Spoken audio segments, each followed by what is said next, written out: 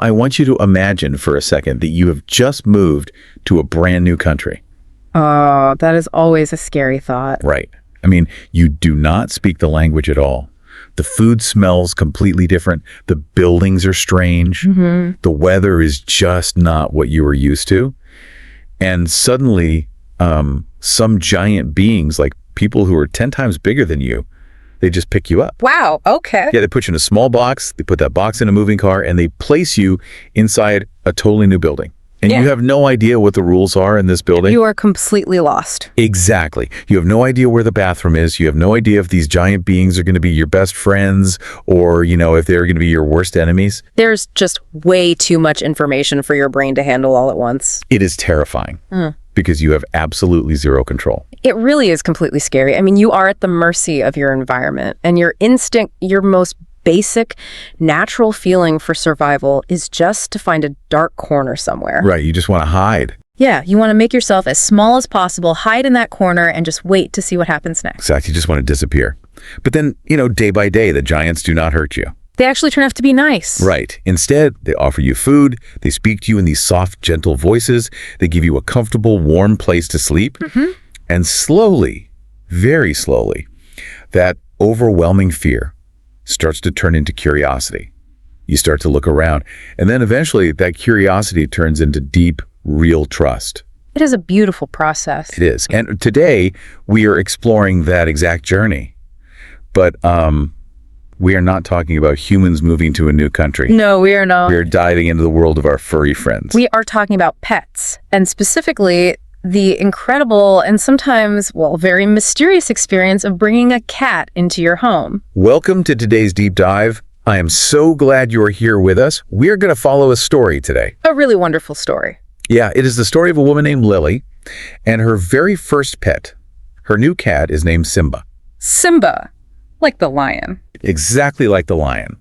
And through their story, you and I are going to explore the fascinating language and the psychology behind how we interact with animals. And if you are learning English, you are in the perfect place today. You really are. We are going to take our time today. There is no rush at all. That is right. We are going to explore some really useful everyday vocabulary. We will look at how animals think, and we will do all of this at a relaxed, comfortable pace. So you do not need to feel stressed. Not at all. If you hear a word you do not know, please do not worry. We are going to unpack these ideas together step by step and practice them. So if you can, find a comfortable spot.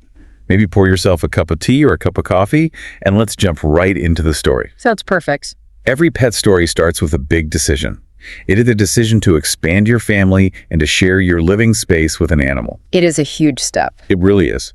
So let's look at how Simba entered Lily's life. Lily decided she really wanted a friend in her house. So she went to a local shelter and she adopted a cat named Simba. Those two words are so important. She adopted a cat from a shelter. All right. Let's really look at those words because they show us a lot about how English speakers think about animals today. Let's start with the word adopt. Yes, let's spell that out so you can see it in your mind. A-D-O-P-T. Adopt. A-D-O-P-T. When you adopt an animal, you are taking responsibility for it. You are taking it from a place where it does not have a permanent home, and, you're making it part of your family. Precisely. Now, this is a very important difference to understand in modern English. No, so. Well, in the past, maybe 30 or 40 years ago, it was very common for people to say, I bought a cat, or I bought a dog. Oh, right. Using the word buy. Exactly. The word buy means you exchange money for a thing, B-U-Y. B-U-Y. Back then, they thought of animals more like property, like a television or a car. You would go to a pet store, pay money, and buy an animal. But wait, people still pay money to get a cut sometimes, right? Like a fee? Yes, they do. So why don't we use the word buy as much anymore? It is a great question. We have changed our language because we have changed how we feel. I see. Today, the language has shifted to show more love and respect for the animal. We use the word adopt. Even if money changes hands. Exactly. Even if you pay a fee to the shelter, you are not buying a product. You are giving a home to a living creature that needs one. I see. So the word buy sounds like a cold business deal. It does. It sounds very mechanical. But adopt means you are welcoming them into your family, much like a person would adopt a human child. It is a word full of care. Yes, a very warm word. And where do you go to adopt an animal? Lily went to an animal shelter. Let's spell that one. Shelter. Shelter. The word shelter is very useful in everyday English. It is. In a basic sense, a shelter is a place that protects you from bad weather or danger. Like if you are outside. Right. For example, if you are walking outside and it starts raining very heavily, you might run under a tree. To stay dry. Exactly. That tree is your shelter. Right. It keeps you safe from the storm. Exactly. But an animal shelter is a specific place. It is usually a building run by a local city government or a charity group. It is a safe place that takes care of animals that are lost or animals whose previous owners could not keep them anymore. So they provide a safe roof, food, and medicine until a person like Lily comes to adopt them. Yes, it is a temporary home. So Lily goes to the animal shelter and she finds Simba. Let's paint a picture of Simba so you can imagine him. Oh, he sounds adorable. He is. The story describes him as a ginger cat. He's very small, and his fur is a bright orange color. I love the word ginger. It is a great word. Let's sound it out. Ginger. Ginger. Ginger. It is a wonderful descriptive word. Now, you might know the word ginger from food. Oh, like the spice. Right. In cooking, ginger is a spicy plant root. People use it to make ginger tea or they put it in hot food. And the ginger root has a light brownish yellow color. Right. But Simba is not a spicy plant. No, he is definitely not. He is a cat. So why do we call him a ginger cat? Well, in common English conversation, when we use the word ginger to describe hair or fur, it means a bright orange or a reddish orange color. Ah, so it's just a specific color word for hair. Exactly. And here is a really fun fact for our listeners. We do not just use the word ginger for cats. We use it for human beings, too. We do, very commonly. Right. If you have a friend who has bright red or orange hair, you might affectionately call them a ginger or say they have ginger hair. Yes, especially in places like the UK and America. It is a very common, friendly way to describe that hair color. So a ginger cat is simply an orange cat. Yes. Now let's go back to that scary, overwhelming feeling we talked about at the very beginning of the show. The new country feeling. Exactly. Lily brings this little ginger cat home. She places him inside her living room. What is his first reaction to his new home? Well, according to Lily's diary, when Simba first arrived at her home, he was shy, S-H-Y, shy. He immediately ran away and hid under the sofa for 2 full hours. There is a really important grammar moment here that they should focus on. Oh yes, the verb. The word Lily uses is hid, H-I-D, hid. I want to stop here because this trips up a lot of people who are learning English. It's very tricky. The action of putting yourself in a place where no one can see you is hide. H-I-D-E, hide. That is the present tense, right? So if Lily was talking about today, she might say, Simba likes to hide when visitors come over.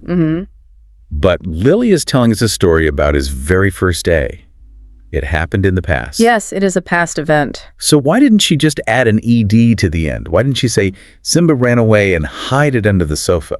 That is a very natural mistake to make. I hear that all the time. Right, because usually that is the rule. Exactly. In English, most action words, verbs, just need an ED at the end to talk about the past. Walk becomes walked. Look becomes looked. Right. But hide is what we call an irregular verb. It does not follow the normal rules. English loves to break its own rules, doesn't it? Yeah, it certainly does. It can be frustrating. We do not say hided. The word completely changes its shape and its sound. Hide becomes hid. Hide becomes hid. H-I-D. Notice how short the sound is. Hide. Hid. Let's have the listener practice this. I want you to say this sentence out loud right now, wherever you are. The cat hid under the sofa. Let's give them a second. Right, go ahead and say it. The cat hid under the sofa. Very nice. It feels different in your mouth than hide it. It is much shorter. Perfect. Now, Lily writes that she was very worried when this happened. Naturally. She just adopted this beautiful new ginger cat. She bought toys for him. She was so excited. And he just runs away. Right. He immediately ran away and disappeared under the furniture. He stayed there for hours. She thought, oh no, he hates me. Something is wrong. Which is completely understandable. You bring a new friend home and they refuse to even look at you. It hurts your feelings a little bit. It does. But I like to think about this using an analogy. Let's think about a human situation. Okay. Imagine your first day at a brand new school. Or maybe your first day at a new big office job. Oh, that is a very stressful situation. Exactly. You walk into this huge building. You do not know where your desk is. You do not know who the friendly people are. Right. You do not know where the bathroom or the cafeteria is. The environment is loud and totally unfamiliar. What is your natural feeling? You want to hide? You want to make yourself small. You want to walk quietly. You want to sit in the very back row of the classroom so no one looks at you. You do not want to draw attention to yourself until you understand how the room works. That is a fantastic analogy. Humans want to hide in the back row. Cats want to hide under the sofa. Exactly. When Lily called the shelter staff to ask for advice, they told her that this behavior, hiding under the sofa, is completely normal. Thank goodness. In animal behavior, this time period is called the adjustment period. Let's break that word down. Adjustment. Adjustment. It comes from the word adjust, which means to change or get used to something new. Yeah. An adjustment period is the amount of time it takes to get used to a new situation. But what exactly is happening in a cat's brain during this adjustment period? Why does Simba need 2 hours under the sofa? To understand that, we have to look at how cats survive in the natural world. Okay, let's look at the biology. Cats care a lot about the space they live in. They are territorial. Territorial, meaning they care about their territory. Exactly. Their territory is their home area. In the wild, a cat must know every single inch of its territory to stay alive. That makes sense. It must know where the hiding spots are. It must know where the exits are so it can escape danger. It must know all the normal smells. Knowing the room is literally a matter of life and death for them. Exactly. So when you take a cat out of a shelter and place it in a new house, the cat suddenly has zero knowledge of its territory. Wow, zero. It does not know the escape routes. Its stress levels are very, very high. So the cat hides because it needs to carefully observe. Ah, I see. Under the sofa is a safe wall. The cat sits there and listens to the sounds of the house. Like the refrigerator humming or footsteps. Right. It smells the new scents. It watches the giant human walk around. It is gathering information. Like a spy. A bit like a spy, yeah. Right. It needs to establish a safe home base before it feels confident enough to step out into the middle of the room and show its true personality. That makes so much sense. It is not that Simba did not like Lily. Not at all. It is just his biological survival program running a security scan of the entire house before he could relax. A security scan. That is a great way to put it. This means the human has to be very patient. Very patient. You cannot reach under the sofa and pull the cat out. No, never do that. You cannot force them. Yeah. You just have to let the adjustment period happen. And this brings us to a really beautiful part of Lily's story. The payoff. Yes. If you are patient, the adjustment period ends. The cat realizes the giant human is safe. The security scan is clear. The cat comes out of hiding, and once they feel safe, they begin to do something amazing. They begin to communicate. Yes. After the hiding comes the talking. This is where it gets so interesting. It really does. How do we understand what these little ginger creatures are actually saying to us? Let's look at Lily's notes. Okay. She says that after a few days, Simba became very friendly. Every evening, he started jumping up, sitting on her lap, and purring loudly. The purr. The word is purr. This is an essential word when talking about cats in English. Let's look at how it is spelled. Please do. P-U-R-R. Purr. Notice the double R at the end of the word. P-U-R-R. Why the 2 R's? That double R is there to show us how the sound continues. It is a long sound. Let's practice pronouncing that because it is a fun word to say. It is. To say purr, you do not just use your lips. You want to feel a little vibration deep in your throat. Right, down in your neck. It is almost like a tiny motor or a tiny engine running inside your neck. Purr. Purr. I want you to try saying it out loud right now. Make the sound last a second. The cat purrs. Let's pause for a second. Try it. The cat purrs. Very good. Now, Lily writes that listening to Simba purr is the most relaxing sound in the world. It is very soothing. And in everyday life, most people believe that a cat's purr means the cat is happy. Right. If a cat is sitting on your lap and you are gently petting its fur and it starts to purr, well, it generally means the cat feels safe, comfortable, and content. But I want to ask you a deeper question about this. Okay. Is a purr really just a cat's way of smiling? Or is there something more complicated happening inside their bodies? Why do you ask? Because I have heard stories from friends who say their cat was purring while sitting in the waiting room at the animal doctor. Or purring when it was sick. That doesn't sound like a happy smile to me. You are absolutely right to question that. The science behind the purr is fascinating. Tell me more. While it often does mean happiness and comfort, animal scientists have discovered that the purr is essentially a low-frequency physical vibration. Okay, vibration. And cats will also purr when they are highly stressed, frightened, or even in pain. Wait, really? So it is not just a smile. Why would they vibrate if they're scared? Because the low vibration of a purr has natural, built-in healing properties. Healing properties. Yes, the vibration helps the cat calm its own nervous system down in stressful situations. Oh, wow. It is like taking a deep breath to calm yourself, but it is a physical vibration. That is amazing. Even more amazing, scientists have found that the specific frequency of a cat's purr, the exact speed of the vibration, actually helps repair broken bones. Are you serious? Yes, it helps heal hurt tissue in their bodies faster. That is completely mind-blowing. Yeah. So when Simba is purring on Lily's lap, yes, he is happy. Right. But he is also a little vibrating healing machine. The purr is a tool they use to take care of their own bodies. It is a survival mechanism. Okay, what about the other major sound a cat makes? The famous meow. The meow is perhaps the most famous animal sound on the planet. Let's spell it out so our listeners can visualize it. M-E-O-W, meow. M-E-O-W, meow. Lily mentions that the neighbor's cat meows at the door every single morning to ask for breakfast. Oh, yeah. Or sometimes Simba will meow loudly just to demand that Lily pay attention to him. But we have a fact in our notes today about the meow that I found absolutely unbelievable. Yes, this is one of the most surprising facts about feline biology. Lay it on me.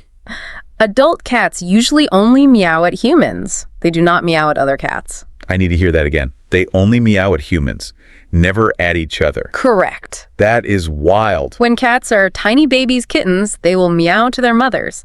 It is a way of crying to say, I am cold or I am hungry. Like a human baby crying. Exactly.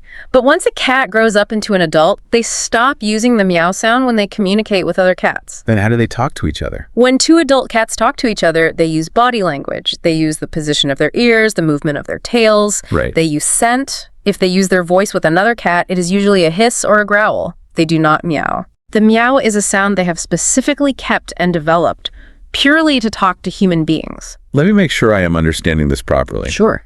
Are you saying that cats realized humans are not very smart at reading cat body language? Basically, yeah. Like Simba realizes Lily does not understand what his tail is doing, so he has to use a special voice to talk to her.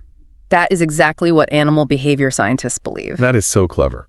Cats realize that humans respond very well to vocal sounds because humans talk to each other. We are noisy creatures. We are. If a cat wants a door opened, or if a cat wants food in its bowl, just staring at the human does not always work. Humans ignore the stare. Right. But if the cat makes a loud vocal sound, a meow, the human looks down and gives the cat what it wants. They figured us out? Over thousands of years, cats have effectively trained humans to respond to their meows. That is incredible. They created a spoken language just for us. They really do. They learned how to press our buttons. It really makes you realize how deeply connected human history is with these animals. We are very intertwined. We are not just separate creatures. We have shaped each other. Yeah. And that leads to a much bigger cultural picture. Yes, it does. How do humans all over the world live with cats? The relationship between humans and cats is a global story. If we look way back into ancient history, we see deep respect and love for cats. Like where? In ancient Egypt, for example, cats were not just pets that slept on the sofa. They were treated almost like gods. Right. From what I remember, cats in ancient Egypt protected the food. That is right. The people stored grain to eat, and mice and snakes would try to eat the grain. Mm-hmm. The cats hunted the mice and snakes, which saved the humans' food. Yeah. They were essential for survival, so people thought they brought good luck. Exactly. They were heroes. And that deep love for cats has not disappeared. It has just changed shape in our modern world. How so? A perfect example of this is the modern cat cafe. Oh, yes. Our notes mention that cat cafes are extremely popular in places like Japan and Taiwan. They are very, very popular there. But what exactly is a cat cafe? Let's explain it simply for our listeners who might not have them in their country. A cat cafe is exactly what the two words describe. It is a normal coffee shop, a cafe, but the room is filled with friendly cats walking freely around the tables and chairs. Just cats everywhere. Yes. You pay a fee at the door, you buy a cup of coffee, and you get to sit in a comfortable room for an hour. And just hang out. While you drink your coffee, you can play with the cats, pet them, or just watch them sleep. But why pay money to go to a cafe to see a cat? Why not just get a cat for your own house. It solves a very modern problem. What problem is that? In crowded, busy cities like Tokyo or Taipei, many people live in very small apartments. Space is an issue. Yes, and often the person who owns the apartment building, the landlord, has strict rules that say, no pets allowed. So they're not legally allowed to have one. Right. Or maybe a person works 12 hours a day and they simply do not have the time to take care of an animal at home. I understand. So they love animals, but their modern life makes it impossible to own one. Yes. So the cat cafe gives them a place to go. They can sit down, feel the calming vibration of a purring cat on their lap, and enjoy the company of an animal. Without all the work. Exactly. Without the daily responsibility of feeding it and cleaning up after it. That is brilliant. It shows how much humans need that connection with animals. We will literally pay money to rent an hour of a cat's time just to feel calm. It is a great stress reliever. And I think people love doing this because cats are not all the same. Each cat has a very different attitude. Which brings us to the next big topic in Lily's story. We need to talk about personality. Yes. Who exactly is this creature living in the house? In Lily's notes, she says Simba has a great personality. But let's explore some of the common adjectives describing words that we use in English to talk about pets. These are incredibly useful words for everyday conversation, whether you're talking about an animal or a person. Okay, let's go. The first word is independent. This is a long word. Let's break it down into syllables. Okay? Independent. INDEPENDENT. Independent. What does it mean if an animal or a person is independent? An independent person is someone who likes to do things on their own. They do not need someone else to help them all the time. Right. They do not need constant attention. They are perfectly happy being alone. So if you have an independent cat, what does that look like in a house? An independent cat might sleep in a totally different room than you. Oh, wow. Yeah, while you are watching television in the living room, the cat is sleeping alone in the bedroom. Just doing their own thing. Exactly. They might only walk over to you when they decide they are hungry. They do not need to sit on your lap to be happy. I want the listener to practice this word. I am going to say a sentence and I want you to repeat it out loud. Let's practice. My cat is very independent. She likes to sleep by herself. Go ahead, try saying it. Yeah. My cat is very independent. Very nice. Now, the opposite of independent in the pet world might be our next vocabulary word. Yes. The word is cuddly. Cuddly. Cuddly. This is such a warm, friendly word. It is. The base of the word is cuddle. To cuddle means to hold someone close in your arms to show love. So a cuddly animal is an animal that loves physical touch. Yes. A cuddly cat wants to be held. When you sit down, a cuddly cat will immediately jump onto your lap. They want to be as close to you as possible. They actively look for your warmth. Simba, jumping onto Lily's lap every evening to purr, is a perfect example of a very cuddly cat. But then we have my absolute favorite word on this list. Oh, this is a fun one. It is a word you hear all the time in modern English. The word is sassy. S-A-S-S-Y, sassy. Sassy is a highly expressive word. It is. When we say an animal or a person is sassy, it means they have a strong attitude. They're a little bit bold. Maybe a little naughty. Yeah, they might even be slightly disrespectful, but usually in a way that is funny or charming rather than truly mean. I love the word sassy because I think it perfectly describes what it feels like to live with a cat. It really does. I always tell my friends this analogy. Living with a sassy cat is like having a tiny roommate covered in fur who acts like they pay the rent. They really do act like they own the apartment. They do. What is an example of sassy behavior from a cat? Oh, imagine this. You are sitting on the sofa. You call your cat's name. Simba, come here. You see Simba's ear twitch, so you know he heard you. Right. But he refuses to turn his head. He just ignores you. Yeah. He is saying, I hear you, but I do not care. That is a sassy attitude. Or another classic example. The cat jumps up onto the kitchen table. He looks you right in the eyes. And then very slowly, he uses his paw to push a glass of water off the edge of the table until it smashes on the floor. No. He watches you the whole time. That is peak sassy behavior. Yes. It is so funny. And this mix of independent and sassy behavior leads to a very common joke in the English language. It is a joke about the difference between dogs and cats. Yes, the old joke. It goes like this. Dogs have owners, but cats have staff. Dogs have owners, cats have staff. Let's explain why that joke is funny to English speakers. Please do. Well, a dog views you as its owner. You are the leader. You are the boss. The dog looks up to you and waits for you to tell it what to do. Right. But a cat views itself as the master of the house. You, the human, are simply the staff. The staff, meaning you are the employee. Exactly. You are the worker. The cat thinks your only job is to open the food cans, clean the bathroom, and provide a warm lap whenever the cat demands it. It is a great joke because it feels so true. Yeah. This contrast between dogs and cats brings up another interesting cultural point. What is that? In English, we often use these animal personalities to label ourselves as human beings. When you meet someone new, you might ask them what kind of animal they prefer.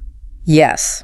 In casual conversation, if you prefer the independent, quiet, maybe slightly sassy nature of a cat, you would say, I am a cat person. I am a cat person. But if you prefer the energy of a dog, what is the word we usually associate with dogs? So the word is loyal. L-O-Y-A-L. Loyal. The loyal friend is someone who stays by your side no matter what. A loyal dog follows you from room to room and shows you constant love. Right. So if you prefer that loyal, high energy, you would say, I am a dog person. So you can be a cat person or a dog person. And what if you just love all animals equal? You love cats, dogs, birds, horses. Then you would call yourself an animal lover. I want you, the listener, to pause and think about this for a second. Think about your label. If someone asked you at a party, which label fits you best? Are you a cat person, a dog person, an animal lover? Think about why you choose that label. Right. Do you like the quiet independence of the cat or the loyal energy of the dog? It usually tells you a little bit about your own personality. It is a fun conversation starter. So we have explored the journey of adopting a pet. We have learned how to decode their secret language of purrs and meows. And we have looked at their sassy and cuddly personalities. But now we must transition to the reality of having an animal in your house every single day. Because having a sassy little roommate is wonderful, but it requires actual daily physical work. It is not always easy. We have to talk about the serious concept of responsibility. Let's spell that word carefully because it is central to our discussion. Okay. Responsibility. R-E-S-P-O-N-S-I-B-I-L-I-T-Y. Responsibility. It is a big word. Responsibility simply means the things you must do. It is your duty. Exactly. When you adopt a pet, you take on the responsibility of keeping it healthy, safe, and alive. Let's look at Lily's daily schedule with Simba. The very first responsibility is food. Food is huge. Lily notes that she feeds Simba a mix of 2 different types of food. She uses dry food and wet food. These are the 2 main categories of pet food you will find in a store.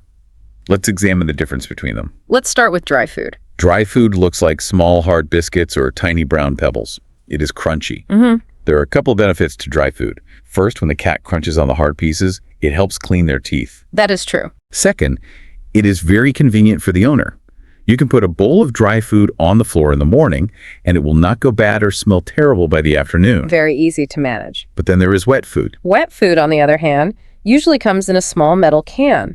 When you open it, it is soft and has a very strong smell. Very strong. But the most important thing about wet food is that it has a high moisture content. That means it is full of water. Why is that important? Don't cats just drink from a water bowl? Well, this goes back to their biology again. Always back to biology. In the wild, cats get almost all of the water they need directly from the meat they hunt and eat. Wild cats do not naturally drink a lot of plain standing water. Wow, so they are just not big drinkers. No, they're not. So if a house cat only eats dry biscuits, they might not drink enough water from a bowl to stay healthy. That sounds dangerous. It is. Feeding them wet food from a can is a vital way to make sure they get enough water to protect their kidneys. That is so interesting. You are managing their internal health through the type of food. So Lily provides a good mix of both wet and dry food. But as we all know, whatever food goes into an animal, waste must come out. Yes, the bathroom issue. And that brings us to a slightly less glamorous vocabulary word, the litter box. Let's spell the first word, L-I-T-T-E-R, litter box. And the material that goes inside the plastic box is simply called litter. It usually looks like small gray sand or clay. This is the private indoor bathroom for the cat. In her diary, Lily writes that cleaning the litter box is a not-so-fun job. I agree with Lily. And I want to ask you about this because when you really stop and think about it, it is very strange. What is strange about it? Well, a dog is trained to go outside to use the bathroom in the grass. But for a cat, we take a plastic box, fill it with sandy dirt, and place it right inside our clean, modern human houses. Right. Why do cats need this specific sandy indoor setup? Why do they bury their waste? It is a great question. And again, the answer is found in wild biological instinct. Here we go again. Even domestic house cats still have the brains of wild survivors. In nature, cats are small predators. They hunt mice. But because they are small, they are also prey.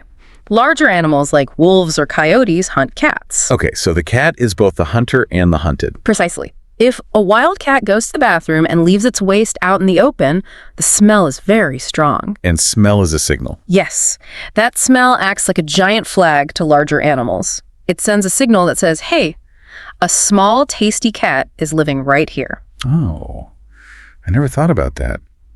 The smell is dangerous for them. Highly dangerous. Hiding their waste is quite literally a matter of life and death. Wow. They have a deep, built-in instinct to dig a hole in loose dirt or sand, go to the bathroom, and then bury it completely to hide their smell from larger predators. That is incredible. So when we bring a cat indoors to live in an apartment on the 10th floor, we cannot turn off that survival program in their brain. No, we cannot. It is hardwired, so we have to help them. With the litter box. Yes.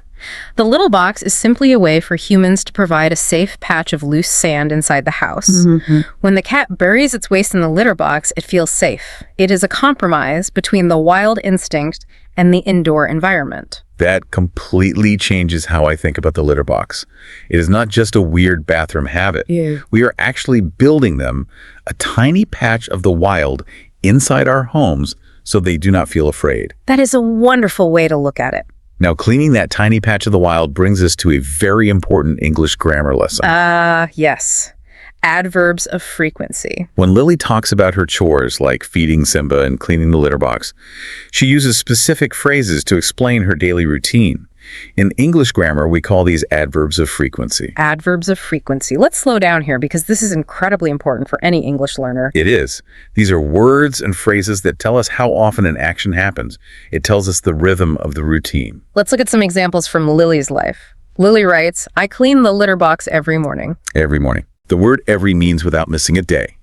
Monday morning, she cleans it. Tuesday morning, she cleans it. Wednesday morning, she cleans it. It is a daily habit. Let's look at another one. Lily writes, I give Simba special wet food twice a week. Twice a week. Let's spell the word twice. T-W-I-C-E. Twice. T-W-I-C-E. It means exactly 2 times. Not 1 time, not 3 times, 2 times. So maybe she gives him wet food on Tuesday and Friday. That is twice a week. What if it is only 1 time? If it is only 1 time, we use the word once. O-N-C-E. Once a week, once a day, once a month. Let's do a little role play exercise here to practice these adverbs of frequency. Sounds fun. I'm going to pretend to be Lily.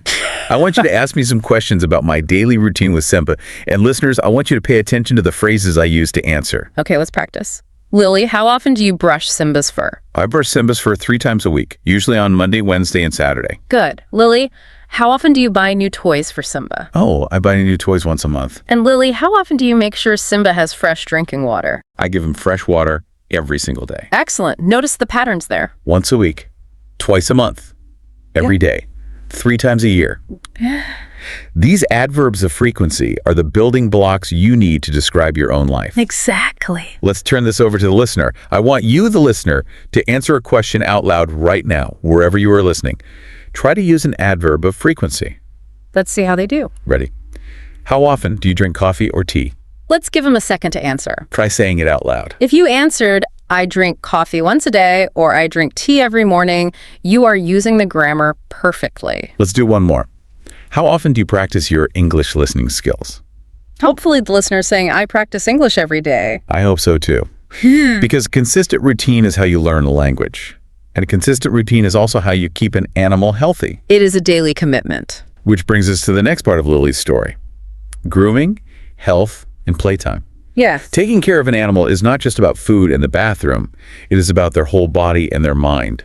Let's start with their physical body. Lily mentions the word grooming. Let's spell that out. G-R-O-O-M-I-N-G. Grooming. For human beings, if we say a man is well-groomed, it means his hair is nicely cut, his beard is shaved, and he looks very neat and clean. Right. For pets, grooming mostly means brushing their fur with a special comb to remove dirt and loose, dead hair. Now, cats are famous for being very clean animals. They do a lot of grooming themselves. They're always licking their fur. Yes, they wash their own bodies by licking their fur. A cat's tongue is actually very rough. If a cat licks your hand, it feels like sandpaper. Sandpaper. Why is that? That is because their tongue has tiny backward-facing hooks on it. These hooks act like a built-in comb to clean their fur. If the cat has a built-in comb on its tongue, why does Lily need to buy a brush? Why does the human need to groom the cat? Because of our next vocabulary word, matting, M-A-T-T-I-N-G, matting. Matting. Sometimes, especially if a cat has very long fur, the hair falls out but gets stuck. It tangles and twists together into a hard, tight knot. Oh, ouch! Right. This tight knot of fur is called a mat. And why are mats bad? They are very painful for the animal. Really? Yes. When the fur knots together tightly, it pulls on the cat's sensitive skin. The cat cannot get a tight mat out just by licking it with its tongue. It is too stuck. Exactly. The human owner has the responsibility of brushing the cat's fur regularly to remove the loose hair before it can tangle and turn into matting. Ah, so grooming is preventative care. You brush them so they do not feel pain later. Precisely. That makes perfect sense. Speaking of preventing pain, there is another massive responsibility that Lily writes about. It is the medical care. Medical care is so important. Lily has to take Simba to see the vet. Let's look at this word, because vet is a shortened version of a very long, difficult English word. Let's hear it. The full word is veterinarian. Oh boy, that is a big one. Let's clap out the syllables for that one. Veterinarian. Veterinarian. It is 6 syllables. Yes. A veterinarian is a doctor who is, specially trained to treat animals. Right. But because the word is so long and just difficult to say quickly in casual, everyday English, well, almost everyone simply says the vet. V-E-T. You would say, I need to take my dog to the vet today. Exactly. So Lily takes Simba to the vet to get his vaccinations. Let's spell that. V-A-C-C-I-N-A-T-I-O-N-S. Vaccinations. Vaccinations are the medicine given usually with a small needle injection to protect the body against serious diseases. Right. Humans get vaccinations, and pets need them too to stay healthy. But Lily writes about how incredibly stressful this trip to the doctor is. It is not the needle that scares Simba. It is the journey to get there. Yes. Taking a cat to the vet involves putting the cat in a small plastic carrier box, putting the box in a car, and driving across town. If we think back to our conversation about territory, we understand exactly why this is scary. The territory is everything. A cat feels safe only when it is inside its known territory. When you lock a cat in a carrier and put it in a moving car, you are taking it away from everything it knows. Right. Think about the sensory experience for the cat. It must be intense. The loud sound of the car engine, the physical vibration of the tires on the road, seeing trees rush by the window, Terrifying. and then arriving at the vet's office, which smells strongly of chemicals and other strange animal. It is entirely overwhelming. It takes a very brave animal to handle a car ride without crying or panicking. Very brave. Which is why, when they are safe at home, we have to work hard to make their environment fun and stimulating. They spend all day inside. We have to give them things to do. And that brings us to the psychology of play. Right. Playtime is not just a luxury for a pet. It is a mental requirement. Lily writes that she plays with Simba every evening for 20 minutes, and her favorite toy to use is a laser pointer. Let's define that. A laser pointer is a small electronic pen. When you press a button, it shoots a focused beam of bright red light. Right. It creates a little red dot on the floor or on the wall. When you move your hand, the red dot runs across the floor very fast. And cats love to chase this moving dot. It triggers their wild hunting instinct. They think it is a glowing red bug. Yes, the laser pointer is very popular, but there is a danger to it. I was just thinking about this. I want to share an analogy with you. Okay. Imagine you are playing a video game. In this game, you have to catch a gold coin. You can run fast, you can jump high, you try your absolute hardest.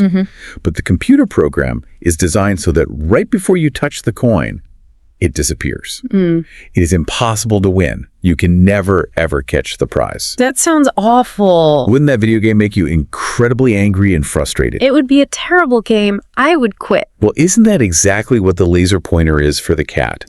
They are chasing a dot of light. The light has no physical body. Right. They can put their paws on it, but there's nothing to grab. They can never actually catch it. Yeah. Doesn't that drive the cat crazy? Your analogy is absolutely correct. Animal behavior experts actually warn pet owners about this exact problem. Really? Yes. The laser pointer is a fantastic tool to get a cat to run and exercise. It gets their heart rate up.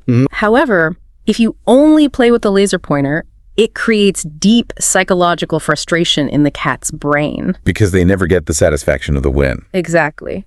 When a cat hunts in the wild, the cycle looks like this. They stalk, they pounce, they catch, and they bite. The 4 steps. Right. The laser pointer lets them stalk and pounce, but it denies them the catch and the bite. The sequence in their brain is left unfinished. So how do we fix this? We cannot just leave them frustrated. Experts say that owners must provide a physical solution. Like what? After you let the cat chase the red laser dot for 5 or 10 minutes, you must put the laser away and immediately switch to a physical toy. Like a mouse toy. Exactly. You throw a small stuffed mouse or a feather toy onto the floor. You give them something real. Yes. You give them a toy they can actually grab with their claws, hold in their paws, and bite. They need the physical feeling of closing their mouth on the prey to finish the hunting cycle in their brain. Ah, I see. If they do not feel like they finally caught something, all of that excited energy turns into frustration. Play is not just physical exercise. It is a psychological routine that keeps their brain healthy. You have to let them win the game. That is such a fascinating insight into their minds. It really shows how much care and thought goes into being a good pet owner. It does. And that leads us to the final part of Lily's story. Yes. All of this daily responsibility, the mixing of the wet and dry food, the cleaning of the sandy litter box, the careful grooming of the fur, the scary trips to the vet, the thoughtful psychology of playtime, it all adds up to something truly beautiful. It does. It creates a bond between human and animal that is so strong, it has actually changed the English language itself. Let's look at Lily's diary after having Simba for 3 months. Okay. She writes that her job is very stressful. But when she comes home, opens the door, and Simba runs to greet her, she says the feeling is highly comforting.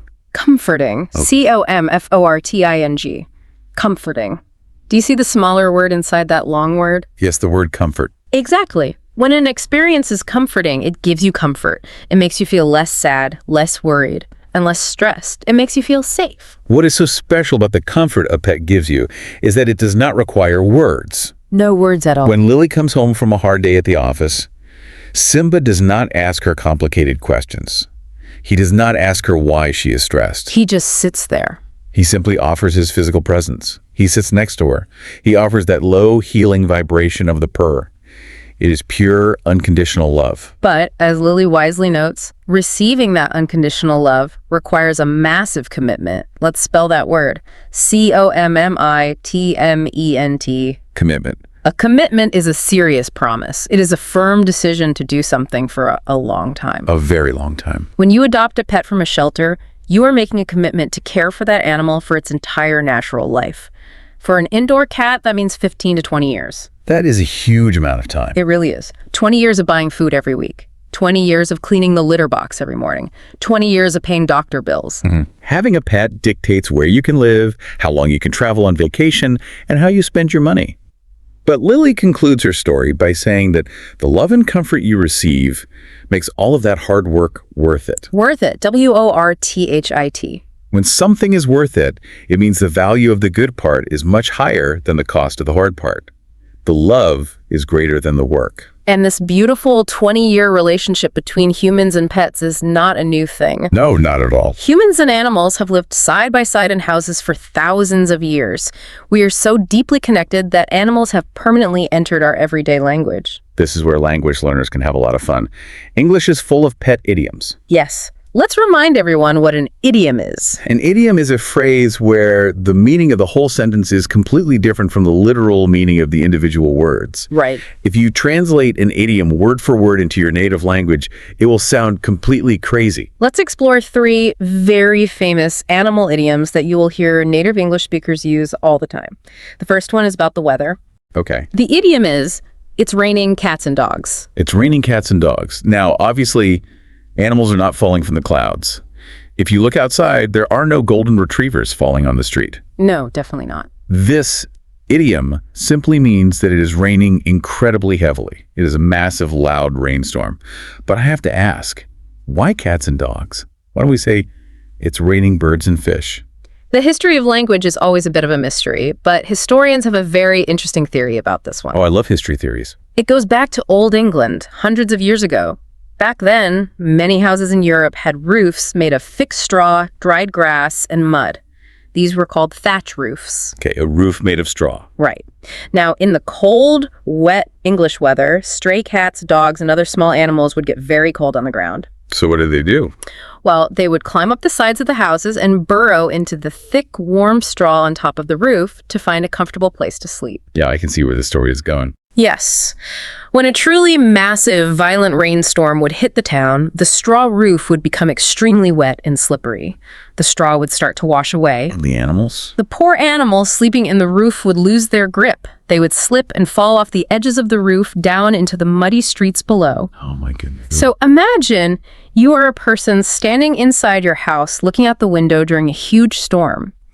What do you see falling past your window? Cats and dogs. You see heavy rain, and you see cats and dogs falling from the roof. It literally looked like it was raining cats and dogs. I absolutely marvel at that. I think is amazing. A real architectural problem from hundreds of years ago is still used today to describe the weather. We use the ghosts of medieval pets to talk about a rainstorm. Let's look at the second idiom. Let the cat out of the bag. To let the cat out of the bag, let's use it in a sentence. Imagine you are planning a secret birthday party for your mother, but your little brother accidentally tells her about it. He ruins the surprise.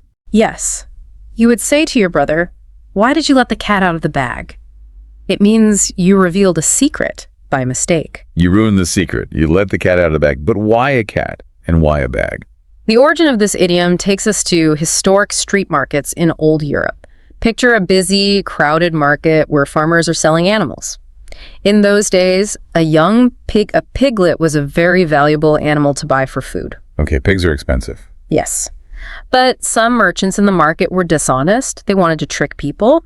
A customer would pay a lot of money to buy a fat, healthy piglet. Right. The dishonest merchant would say, "I will put the pig in a bag so it is easy for you to carry home." Zeke. But secretly, when the customer was not looking, the merchant would put a cheap, stray street cat into the bag instead of the pig. What a terrible scam. It was. The customer would tie the bag closed, walk all the way home, and walk into their kitchen.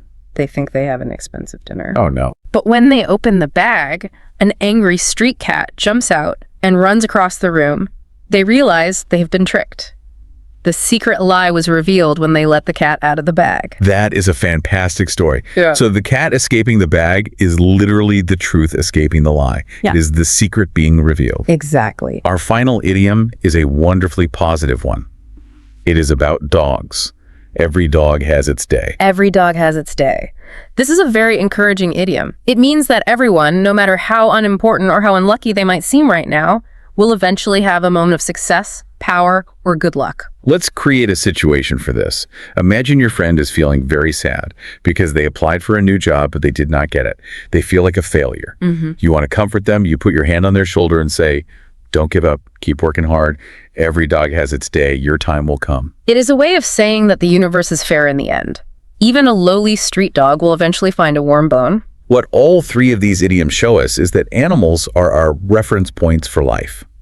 We use them to explain storms, to explain human lies, and to explain hope. We really do. You know, talking about Lily's journey with Simba and all the patience and daily work it requires, it reminds me of something. What is that? It reminds me of exactly what our listeners are doing right now. You are absolutely right. Learning a new language like English is remarkably similar to adopting and raising a pet. Let's explore that idea because I think it is a brilliant way to look at studying.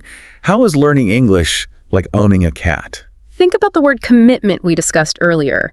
You cannot just feed a cat one big meal on the first day of the month and then ignore it for 30 days. No, the cat will not survive. A pet requires small daily feedings. The exact same thing is true for your language skills. You cannot study English for 10 hours on a Sunday and then not look at it again for a month. Your brain will forget. Right. You must feed your brain a little bit every single day with new words, new idioms, and listening practice. Small daily habits are the secret to success. Furthermore, think about the adjustment period. Do you remember when Simba hid under the sofa because he was terrified of the new environment? Of course. He was overwhelmed. When you first start learning English or when you are trying to understand a fast native speaker, you might feel just like Simba. You might feel overwhelmed. That is so true. You might feel shy. You might want to hide in the back of the classroom because you are afraid of making a mistake when you speak. That is such a relatable feeling. So many learners are afraid to open their mouths. But you have to be incredibly patient with yourself. You have to allow yourself that adjustment period. Give it time. Exactly. It is okay to listen and observe first. Give yourself time until you feel safe and confident enough to step out and start speaking. And finally, learning a language involves some not-so-fun jobs, just like cleaning the litter box. Memorizing grammar rules like the difference between hide and hid can feel like a chore. It is repetitive work. But if you maintain that daily responsibility, if you put in the care and the effort, the long-term result is beautiful. You gain a whole new way of communicating with the world, which is absolutely worth it. It is a perfect metaphor. So let's look back at the incredible journey we have taken together in this deep dive today. We started at the animal shelter, exploring the compassionate language of adopting a ginger cat rather than buying one. We talked about how hiding under the sofa is just a biological necessity for survival. We decoded the secret language of pets. We learned that the purr is not just a smile, but a low-frequency physical vibration used to calm down and heal the body. And we discovered the astonishing fact that adult cats specifically kept the meow sound exclusively to talk to human beings. We looked at personality, learning how to describe pets as independent, cuddly, or sassy. And we saw how those traits make us label ourselves as cat people, dog people, or animal lovers. We faced the daily realities of wet food and dry food. We uncovered the wild survival instinct behind the indoor litter box, and we used Lily's schedule to practice our adverbs of frequency. We discussed the physical importance of grooming with a brush to prevent painful matting. We talked about the stressful, overwhelming car rides to the veterinarian for vaccinations. And we broke down the psychology of playtime, learning why you must provide a physical toy at the end of a laser pointer game so the cat can complete its predatory cycle and feel a sense of victory. And finally, we embraced the massive, comforting 20-year commitment of owning a furry best friend.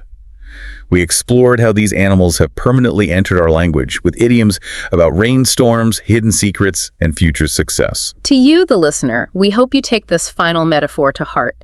Treat your English learning journey exactly like a beloved pet. Give yourself patience when you want to hide. Do the daily small work of feeding your brain. Do not be discouraged by the confusing grammar rules. Steady, daily care will give you a skill that lasts a lifetime. Before we say goodbye today, I want to leave you with one final, slightly mysterious thought to think about on your own. We talked about how, over thousands of years, cats changed their behavior. They kept the meow specifically to manipulate and talk to human beings. Yes, they evolved to interact with us. So my question for you is this. Considering how incredibly fast our modern world is changing, what other unique behaviors might our pets be learning right now to connect with us? Oh, that is interesting. We live in homes filled with technology. Are cats watching us use smartphones? Are they learning to mimic the sound of our digital alarm clocks to wake us up? Are they studying how we touch screens? What do you think is the next evolutionary step for our sassy little roommates? It is a fascinating question. They're always watching us and they are always adapting. Thank you so much for joining us today. Remember, the next time you feel overwhelmed by a new language or a new environment, remember that even the bravest lion sometimes needs to hide under the sofa for a little while before coming out to explore. Be kind to yourself. Keep practicing. We will see you next time on The Deep Dive.